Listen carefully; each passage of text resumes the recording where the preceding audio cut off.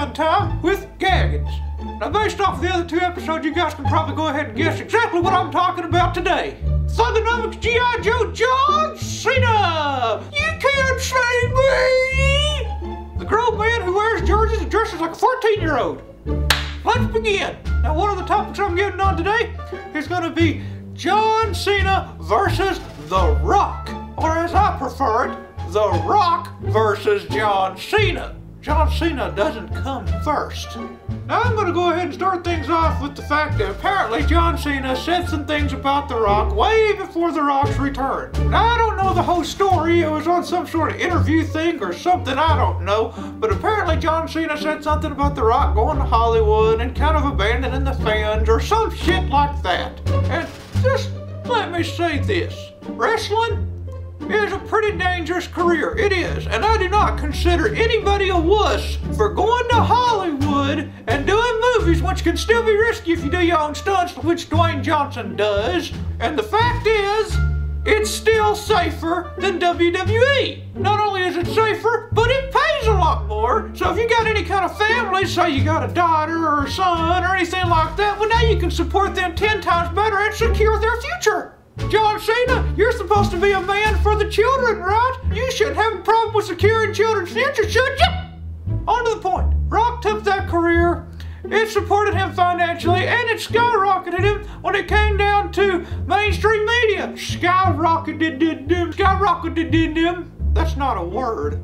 So after a few years, The Rock actually did come back, and of course, it was obvious he had to call out John Cena. The first John Cena Rock fight, and I know this sounds completely biased, but you know, obviously The Rock was going to win.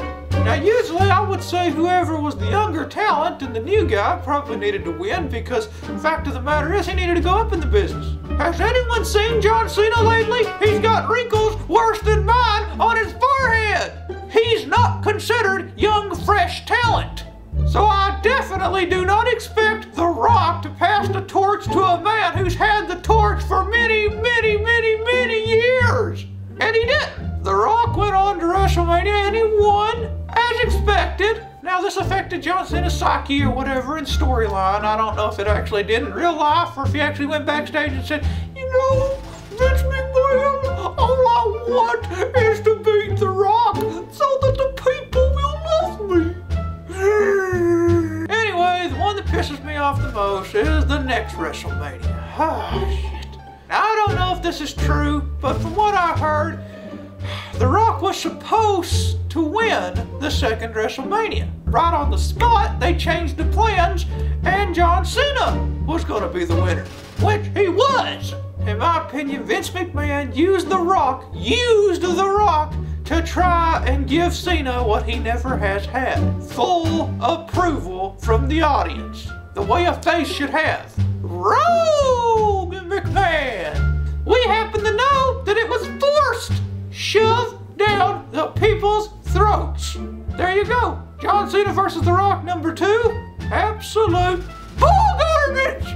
But honestly though, I did like some of the promos. Even though John Cena can't do anything right, he has to go in his promos every single time and never be affected by anything. And that's just the way it goes because that's his gimmick or whatever. He's invincible. But there was one part that really pissed me off. This part was when The Rock made fun of John Cena's audience. One of the things Cena brought up was, if you're gonna judge me because my audience is kids, then we have something to talk about. Cena started talking about how he was proud about his audience being kids and a bunch of bullshit, which brings us on to our next topic. Cena's audience wasn't intentional. John Cena started off thugonomics, rapping and doing all kinds of rappy hand gestures, you know, and all that shit. But the fact of the matter is, somehow he ended up becoming G.I. Joe. And I'll tell you how. He lost all of the adults and children started to like him. In other words, John Cena obtained his child fan base by accident. That is damn shameful. That is just the worst thing I've ever seen in my life. So when John Cena says he's proud of his audience, understand John Cena's not proud of his audience. His audience just makes him money. But mentally, I bet it affects the fuck out of him. John Cena has got to be thinking about this every day. Where the hell did I go wrong? Well, Cena, it's obvious. The whole gangster rap cool guy thing, kids want to be that. You seemed like a kid trying to be cool. In other words, technically you related to the children. So if anybody ever wonders why he has a bunch of kids and no adults, there's your answer. Well, that's it, guys. That's all I've got to say about John Cena. Yeah, there's probably a lot more, but that's what I can think of, and I can't keep this series going on forever, so this is the final part in the John Cena trilogy. Remember to subscribe, leave your feedback, like, visit my Facebook, visit my Twitter, all that stuff. I'll see you guys next time on Sit Down Time with Gaggens.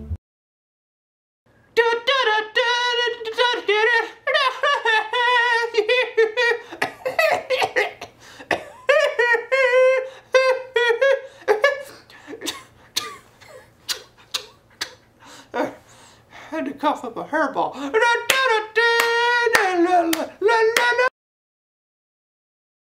John Cena got his ass kicked pretty bad by Brock Lesnar. That was some serious shit. Good going, Cena.